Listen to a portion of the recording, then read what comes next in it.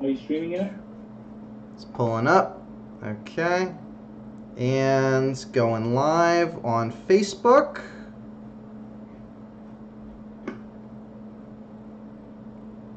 Okay, we're live on Facebook. Double checking YouTube here.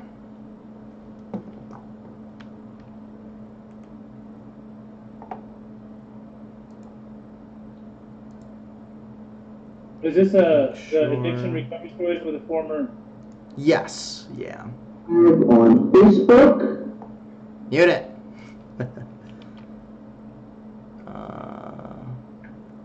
Let's see. Did I start the watch party? Yeah, go ahead. It looks... Oh, we are live. Okay, we're good on YouTube too. Okay. All right, let me mute here. Yeah, you can go ahead and start that watch party. Anybody tuning in right now, we're just making sure all the technical side is good to go. And we'll get started in just a second here. Nicole's not amused. Smile. Oh, I'm seeing a delayed non-smile. Yeah, am I like slow? No, you're good on my end. Just make sure you're looking at the Zoom camera here, Pej. Okay, let's get started. Thank you everyone for joining us on another episode of Sober Grind. We have a really exciting topic and guest for you today. We're honored to be joined by Nicole. If this is your first time here, welcome. My name is Austin. I'm joined by my co-host Pej! Pej and the Funky Bunch. So we have an awesome topic today. If you don't know Nicole, I'm going to let her explain a little bit about who she is, and let's just start right there. And if anybody watching has any questions, comments, or wants some feedback on something, please leave them in the comments, and we'll get to them live, or we'll get to them later if you're watching the replay of this. So, Nicole, welcome. Why don't you jump right in? Just explain a little bit about your history, as brief as you can, and then we'll start getting into more about you in the bigger details. Okay.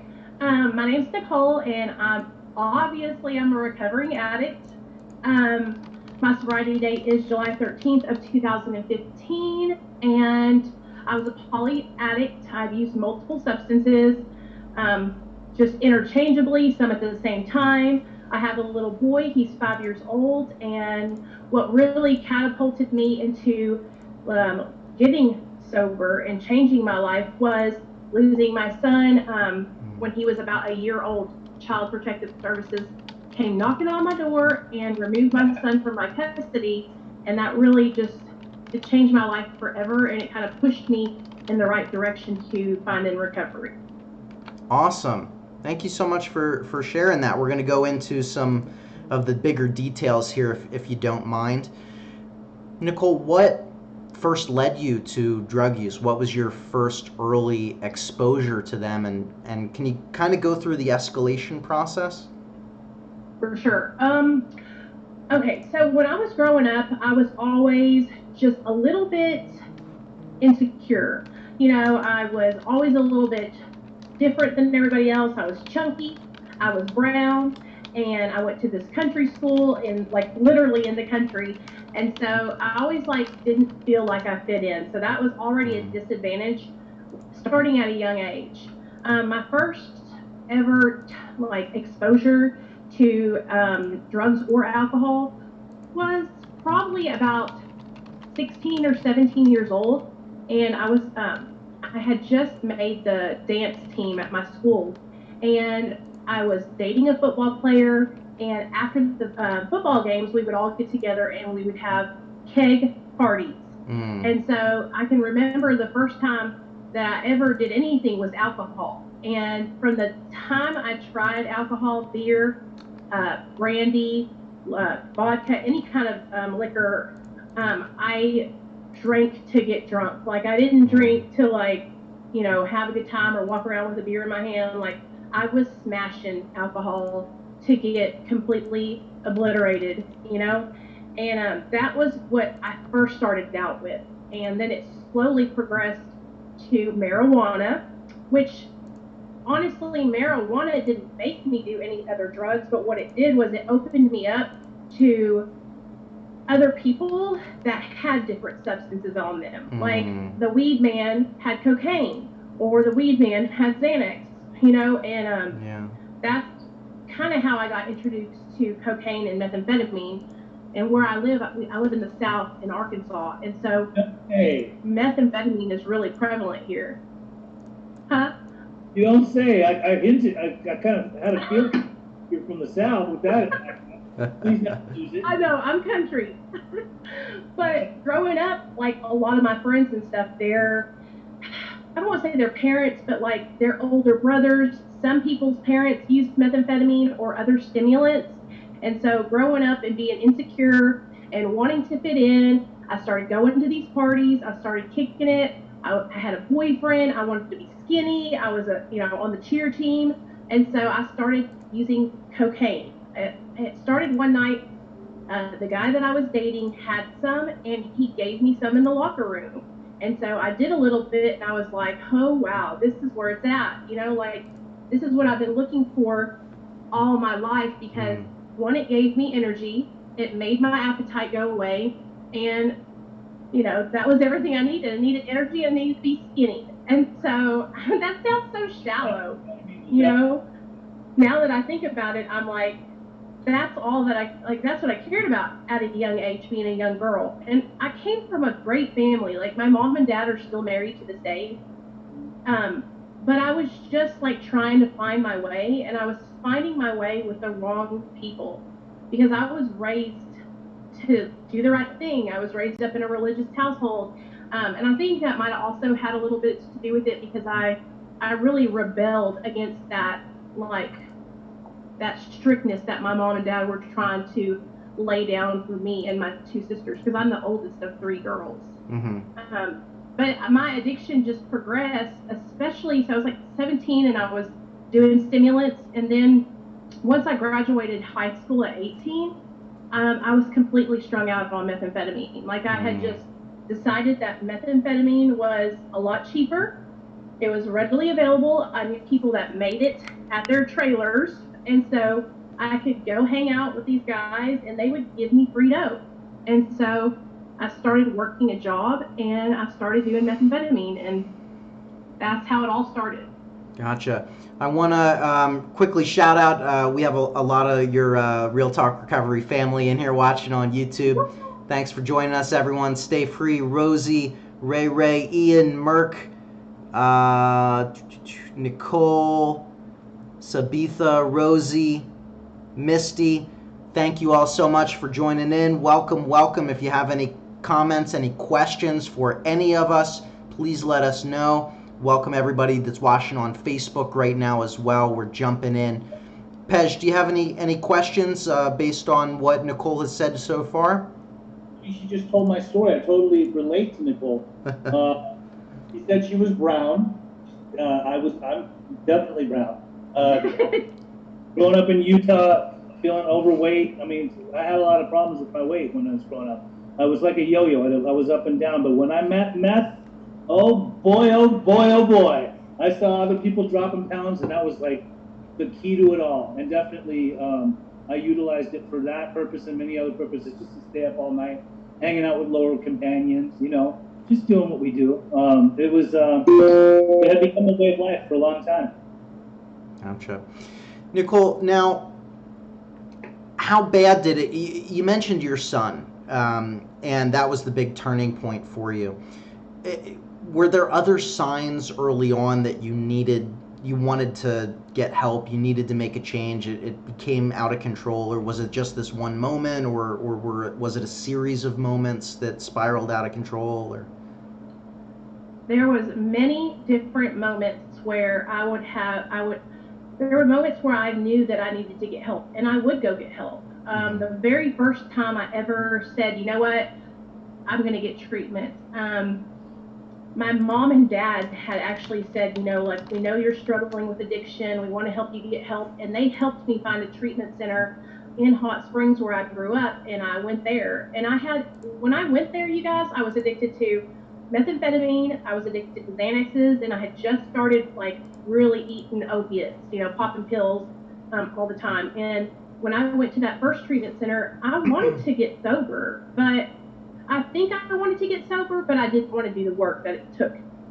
Like, I went in there and it sounded great, and all these people were there that were sober and their lives had been, turned around. But then when I came out of treatment 30 days later, I had absolutely no tools. I got a sponsor. I tried to work the 12 steps, but I just kind of I only did it halfway. I really, looking back on it, I know, like, I didn't do everything I could, because I know now what I do now. And so that was the first time. Now, the second time I went into treatment was because I got pulled over with methamphetamine in my car. I had this guy driving my car who was a dope cook, and we had a couple of grams in the car, and I had syringes in my purse, and we got pulled over, and I got charged with that Class C felony, possession of a controlled substance. And the state of Arkansas put me on probation. They put me on probation for 3 years, and the first year I was on probation, I failed every drug test they gave me except for the first one. So what would go ahead. Do what? Every time that you failed, would they violate you, send you back to jail? Well, this is what they do. She was building up failed drug screens. So that's eventually what happened. I was failing, and so what she would do is she would say, okay, next time you come back, you need to pass. It was probably like a good 10 drug screens before she revoked my probation, and she sent me to prison for a year. Wow. So I went to prison in Pine Bluff, Arkansas, at this like boot camp style prison called RPF. And I remember going in there. First of all, I was in county for 60 days, and I was sick as a dog. I was withdrawing. I was coming off the benzos cold turkey, opiates cold turkey. The methamphetamine was nothing to come off because I would just sleep for like 5 days in a row, but all the other stuff was really, really difficult. And then they transferred me to prison, and I went in there and I was like, this is it. I'm never doing drugs again. Like, I'm turning my life over. This is for the birds. I can't believe it. Like, I'm locked up. I can't get out. I'm crossing X's on each day of the calendar as the days go by. And my parents are coming to visit me. Like, they're distraught. I'm crying. And so I got out after a year, and I went into a halfway house. I paroled out there for 9 months. And I was living at the halfway house. I was working the steps. I was going to meetings. And I got a really good job. And I just started diving headfirst into my job. And this is something that is like very repetitive for me, because like, I will find something and I'll be doing everything I need to do to stay sober, but then something else will kind of come in and knock my recovery to second place. And so I placed that job, so I was so proud of myself for having this job and making money, and my parents were proud of me. I slowly stopped doing what I was doing to stay sober, and I relapsed. I want to use that as I want to use that as a segue real quick. Lisa Marie just asked on Facebook, what are your thoughts when a person continues to relapse? And maybe both of you can put in some of your insight there. I just feel like, the reason that I kept relapsing is because I still had a reservation in my mind that I wanted to get high. Like, today, I don't want to get high anymore. I don't want to lose everything I've worked so hard for. But back then, I kept on thinking, one day I'll be able to get high, and I won't have these consequences. I won't go to prison. I won't wreck my car. I won't lose my boyfriend somewhere, like, everything's going to be all right, and I'll be able to do it just one last time. And I think that's what was wrong with me, is I kept thinking I could just do it one more time. Pej, do you want to add your insight here into, what your thoughts are when someone continues to relapse over and over again? I mean, as a person that's in recovery, I see this all the time. There are certain people that we see that they attempt to get recovery, but they continually keep relapsing, and so we'll see them come and go, and some of them go back to treatment over and over. Some of them can't afford treatment. Some of them are just, wet brains.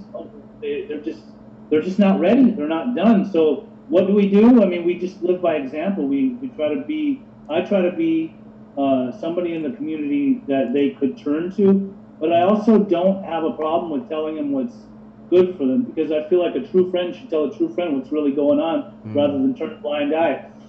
I'd be doing a disservice to my friends if I'm not telling them where they're coming short, right? If I'm just going to sit there and watch them deteriorate, then what kind of a friend am I? But truly, like if there are people that that just don't want to get well, there's only so much you can say. I try to tell them until my tongue gets dry, but eventually, if they don't want to get well, you never know. There's always a miracle. There's always a miracle. Somebody sometimes turns it around and completely surprises everyone because they just get tired of their own stuff. And then there's some people that just never get well, and some people just overdose and die. Yeah. Lisa Marie also follows up here with another great question of how many times did it take you to go to treatment for it to actually work? And can you talk a little bit about what really worked for you, Nicole? Yeah, it took me, I went to rehab 5 times. Rehab 5 times, in prison once. And every time I came out of treatment, I always got into a 12-step fellowship. I always started working at 12 steps. I always got a sponsor. I'm talking like I didn't just stop working them at step 3 or step 4. Like I went all the way through, then I went back through them again. Like I was on it. I was diligent in that aspect. Once my son was taken from me in 2015, I went into treatment and I was addicted. I was an IV drug addict. I was shooting up oxys, heroin, methamphetamine, cocaine, and I was chasing it down with Xanax and all kinds of different benzos. So I was not in a good place. I was probably like 120 pounds. I had big bags under my eyes. I just had pick marks all over my face, just looking crazy. And I went into the treatment because the state of Arkansas said, if you don't go to treatment, we're going to take your kids and you're never going to get them back. And so I went into rehab and I stayed there for 30 days. Now, the first 2 weeks I was in treatment, my scandalous self was sneaking Xanaxes in and eating Xanaxes the first 2 weeks I was in treatment, trying to slip through the cracks and get over on everybody. They caught me. They caught me taking the Xanax, and they said, you're either going to do it or we're kicking you out. So the next 2 weeks, I did everything they told me to do. And my husband, he was my boyfriend at the time, and my baby's father, came and picked me up when it was time for me to graduate.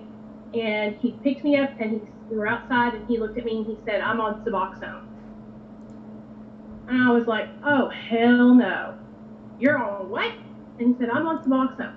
And I was like, man, that's just this drug that people use because they don't want to really be sober, blah, blah, blah, blah, blah. I was really upset because I had always heard so many horror stories about medically assisted treatment. And so we had a visitation with my CPS worker that afternoon and with my son. And I remember the whole time during the visit, I could not stop crying. My own son didn't want to come to me because I couldn't stop crying. The only person he wanted to go to was my husband because I could not get it together. And I met with my doctor and my therapist and my CPS worker, and they said, this is your 5th time in treatment. You've been to prison. You've got to do something different because if you relapse, we're going to have to petition the state to terminate your rights. And so I was like, I cannot have that happen. Like, I only have one child. This is my only son, Yeah. And so I prayed about it. I talked to my sponsor. I talked to everyone I knew. And I decided to get on Suboxone and actually give it a fair try. I remember the first day I took Suboxone, I was so afraid. I was like, nobody's going to accept me. Everyone's going to judge me. And they did. Everybody did. They could say they didn't, but they did. I worked with my sponsor for the first year, and she told me, I want you to really focus on your therapy and working these steps with me and taking your medication as prescribed, and we're going to get through this together. So I did exactly what she said. And at my year sober, she said, you can come to the meeting, and I want you to share your story. And then they asked me to come and share my story at the treatment center, and I was like, they want me to share my story, and they're accepting me, and I'm on maintenance medication. Because here where I live, that's unheard of. Like, if you're on maintenance medication, you're not sober. or you're not in recovery, or nothing about you is even, you're just might as well go and shoot heroin. And so I was like, wow, these people are accepting me. So I was like, this is my chance. I want to, help other people. I want to spread a message of like hope and acceptance and let other people know that they're not alone, even if they're on maintenance medication. So I started telling my story on Facebook. It's like, this is going to be amazing. It was not amazing. Mm-hmm. The people on Facebook, a lot of really big people that have big followings that are in recovery, really gave me.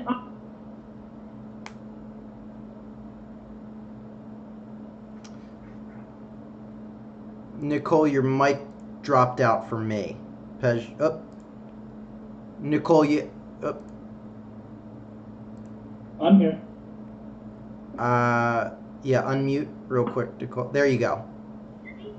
Yes, now I can. You're good. Okay. You're good. I'm just gonna pull back and I'm gonna get off Facebook, delete my account, and I'm just gonna just relax. Well, I was like so discouraged because I was like, no, there's some people need to know that it doesn't matter what pathway to recovery that you take, as long as you're on the damn path.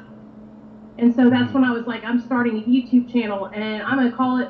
I called it Nicole Fludre's Recovery Journey at first.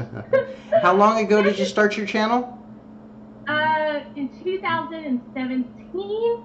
Okay. I think. But I really didn't start recording, I think, until 2018. So I think Gotcha. It's been about a year and 3 months or so. Mm-hmm. But I was like, I'm gonna start a channel, and we're just gonna help people not feel like they're alone, and we're not gonna judge anybody, no matter what their pathway. I don't care if you come to my channel and you're on kratom. Like, I just want you to be healthy and happy, and I don't want you to die. Mm-hmm. You know what I mean? And so that's kind of what happened. That's how I got sober, was with maintenance medication. And mm-hmm. now I'm working really closely with my doctor, and I'm on a taper, and I'm slowly tapering down. I only taper down 2 milligrams like every third month. I was only on 12 milligrams at my highest amount, but now I'm down to 4. Mm-hmm. I actually go back to the doctor next week, and I'll be going to 3. And then I'm going to sit at 3 for a couple of months, and then I'll go down to 2, and then I'll sit there and go down to 1, just slowly but surely until I jump completely off. Mm-hmm. Pej, do you want to jump in here? Do you have any questions for Nicole, or do you want to take this in any particular direction? No, I'm good. I'm just listening to Nicole's story. I'm happy that she's on a different path, and I love that that she, it took for her to have to see her son in that condition to take things more seriously. I wish her nothing but the best. Awesome. Thank you so much for sharing with us, Nicole. Do you want to highlight a little bit about your YouTube channel, Real Talk Recovery, what you got going on over there? There's a lot of viewers watching our video right now. Thank you to all of them. So if anyone wants to check out that channel, do you want to kind of explain it more in depth and what else you have going on? Well, Real Talk Recovery is my YouTube channel, and like I was saying before, I started my channel because I felt like there was a lack of support, non-judgmental support for people on maintenance medication. And that's why I started my channel. And since I've started my channel, I've been able to, get approved by MERA, which is Medication Assisted Recovery Anonymous, which is a 12-step fellowship for men and women that utilize science-based medicine in the treatment of addiction. And I got approved by them, and we have meetings every Friday night at 7 p.m. Central Standard Time. They're interactive. You can call in. You can come on screen with me, however you want to do it. And you can share like what you're going through, or if you just want to come on and say hi to everybody and introduce yourself. Like, it's just I cannot even believe it, because it's taken a lot of hard work to get a community of people who are uplifting and positive and loving and tolerant, but it is amazing. And I am blown away every single time that I go on there and I talk to everyone, because it's taken every bit of a whole year and some months to really just shape this channel into what I wanted it to be and what I hoped it could be for other people. And then I get messages from people that say thank you so much for sharing your story. I just got on Suboxone and I felt so ashamed, or I just got on Suboxone because I jumped off a year ago and relapsed, and now I'm back on. Thank you so much, and I just don't want anybody to ever feel like I felt and feel like the one thing that they actually did that has finally helped them and that's working for them is wrong. Because nobody knows what's best for you, except for yourself, and nobody is in your circumstances, and until I realized that a lot of the time the reason why people are judgmental is because they want to feel superior to another person. And by judging someone else's recovery, it kind of makes them feel like they're on a pedestal, or they're a little bit. No one's recovery is better than anyone else's. We're all just trying to live. We're all just trying to stay sober and not die. Yeah. Well, Nicole, thank you so much. Everything you have going on is incredibly inspiring. Thank you so much for sharing your story with us, our audience, everyone, getting emotional, getting raw with us, getting real with us. I want to thank all of your audience from the Real Talk Recovery family from coming over and checking out this live stream. If this is your first time checking out our live stream, you can check out our podcast called Sober Grind. We've been doing this for well over 2 years, sharing tons of recovery resources, Pej's story, other people's story, just like Nicole. You can check out the podcast anywhere that you listen to podcasts. Again, it's called Sober Grind. You can also check out our website that has every episode indexed there, called sobergrind.com. I also want to shout out Beginnings Treatment Centers, who sponsors this podcast. If you need help with recovery, you can reach out to them 24/7 to talk to one of their experts, and they'll get you the help that you need nationwide, no matter where they're at. You can visit them at beginningstreatment.com or call them 24/7 at 877-577-9382. Pej, thank you so much, my friend. Nicole, thank you. Sober Grind out.